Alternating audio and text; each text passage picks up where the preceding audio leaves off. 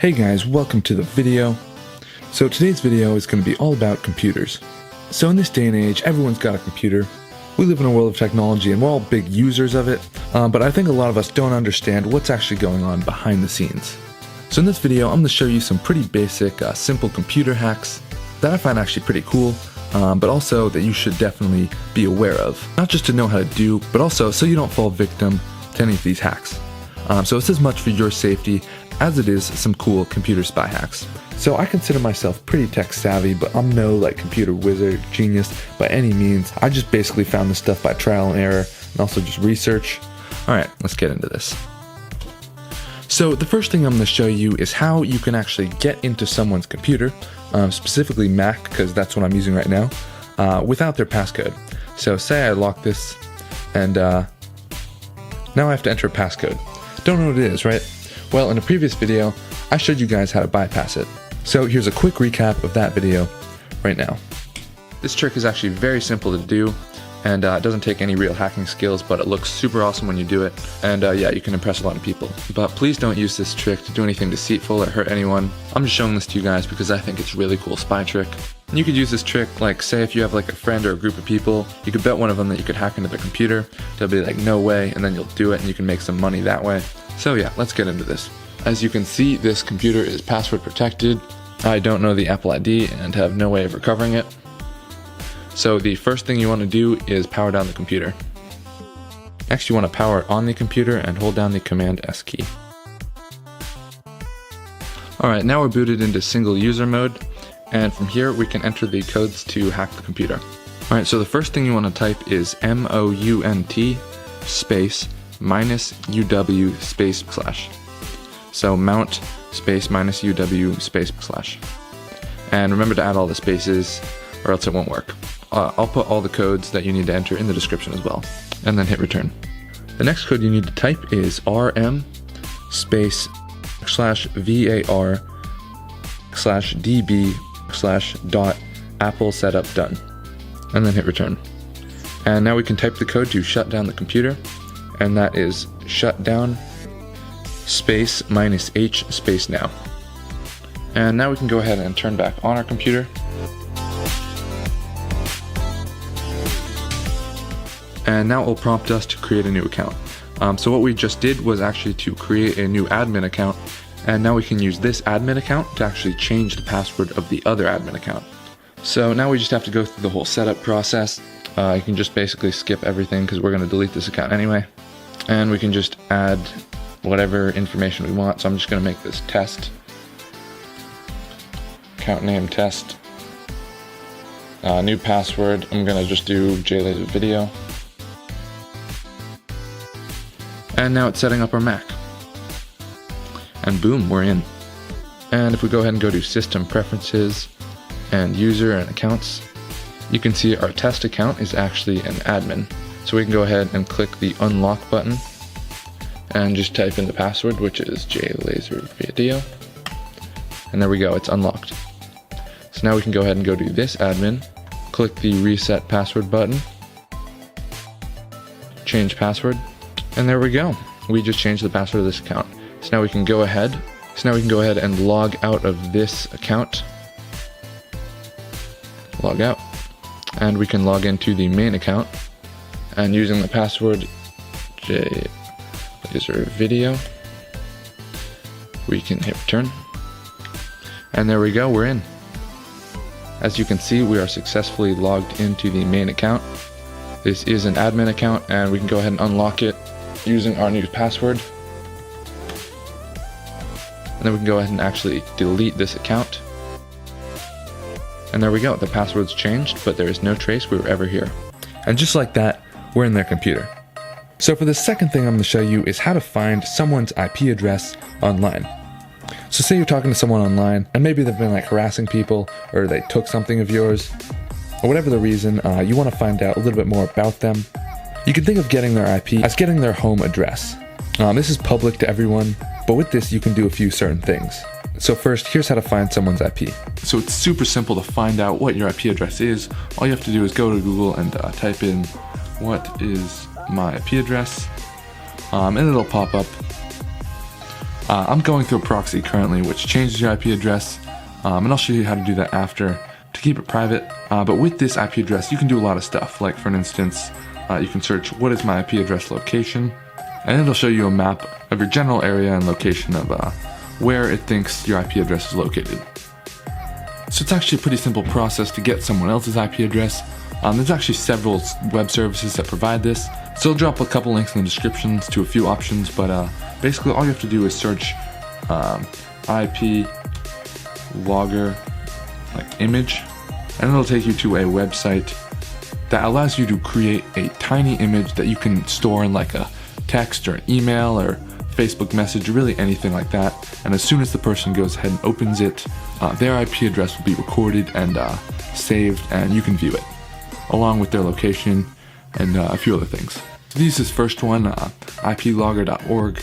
All you have to do is click get logger code, and it'll give you some URLs that if we copy and paste into the browser, will redirect us to this tiny image right here.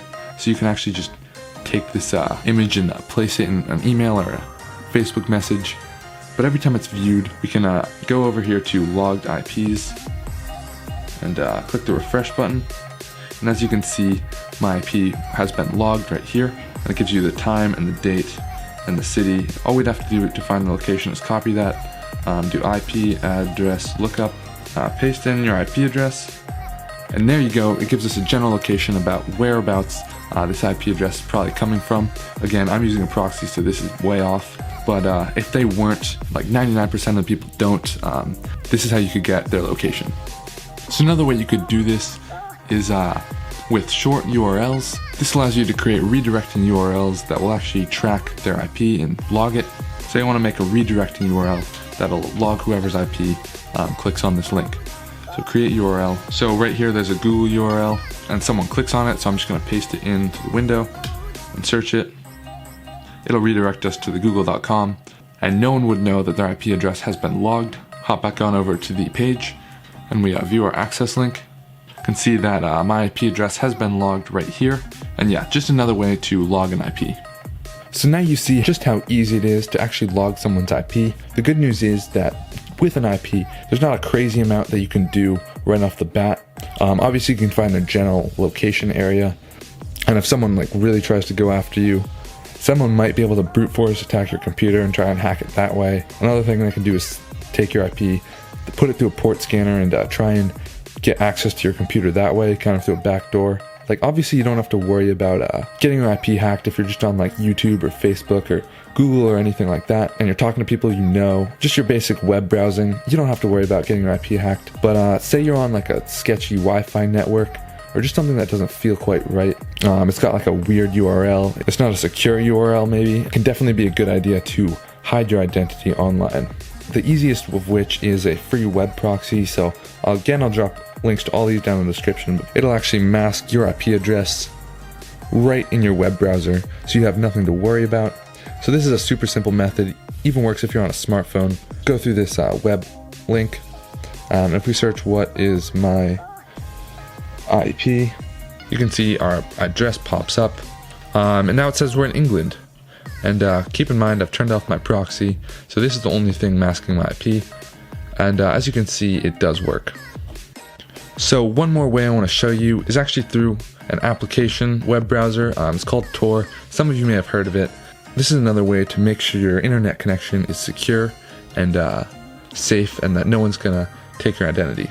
So once again, link in the description, and when you open it up, it'll look something like this. And first thing we want to do, let's just search what is my IP. So here we go. This is what it thinks our IP address is. It thinks we're in the Netherlands. So yeah, as you can see, Tor works as well. It's probably a little bit more secure than just a simple web proxy. So yeah, that's in the description if you want to go check it out and add some extra security. Alright guys, so this next trick allows you to view and control your computer directly from your smartphone. So the app I'm using to do this is called VNC Viewer. It's right here. So once you have this downloaded on your phone, go ahead and download the computer side of it. So I'll drop links to this down in the description. And if you're just using it for home, it is 100% free. And that's all we need for this. And then create an account, and then you should be good. And then when you go ahead and open it up on your phone, you should see something like this with your computer name right there, once you've signed into both your computer and your desktop.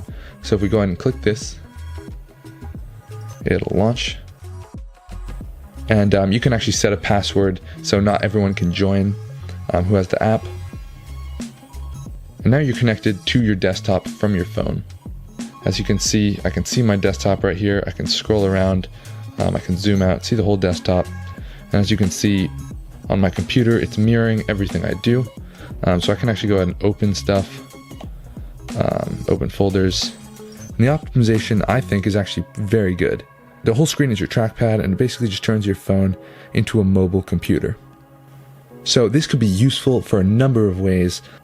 In the case of a spy device, all you'd have to do is go to Spotlight, and if you swipe up, you can grab a keyboard, and you can type something like photo booth. You can launch the application, and as you can see, you can now view through the laptop camera right on your smartphone. So you can see, I'm waving my hand here, you can see my camera that I'm filming with. It's actually pretty trippy to look at. It's weird that there's a mushroom in the background. Anyway, so yeah, that's a cool way this can be used in terms of spy devices. But honestly, this is actually just a really cool thing to have set up. So like if you leave your computer open, you can just hop on through your phone, get some work done. If you can't do whatever you need to do on a mobile device, like you can run applications, you can run programs, you can email files, and yeah, it's just really helpful to have. So yeah, alright, for this next trick, I'm going to show you how to turn your computer into a motion-activated spy surveillance camera. So once you click the link in the description, you want to go ahead and open up the app iSentry. And if you have a camera connected to your computer, you'll immediately see yourself. So basically what this app does is you can have it in sleep mode, and it'll still be running in the background, but basically whenever it detects motion in the camera, it'll start recording. So if we go to settings, we can just save, we can choose where to save it. We can have it play an alarm sound if you ever wanted to scare anyone off. You could set this alarm and maybe hook it up to some giant speakers and definitely give someone a scare if they walked in front of your computer. So detection, you can set the sensitivity. So as you can see, if I wave my hand, a lot of motion, but if I get really still, it goes down to green. And also one more thing, if you're on a Mac like me, you're also going to have this little green light up here, and that's kind of an indication that the camera's on. So if you want to fix this, all you got to do is throw a little electrical tape over the green dot, just a little dot of it's fine.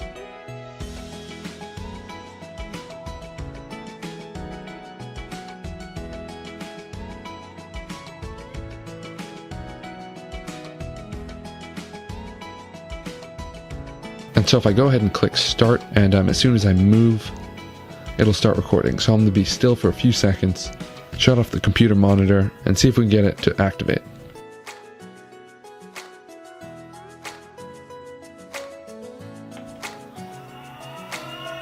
You can hear, I actually had the alarm on.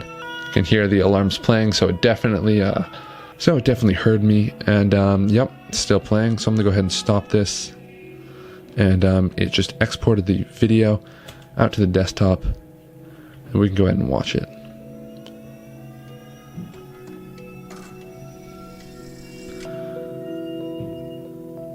And this was all done with the computer screen being blank.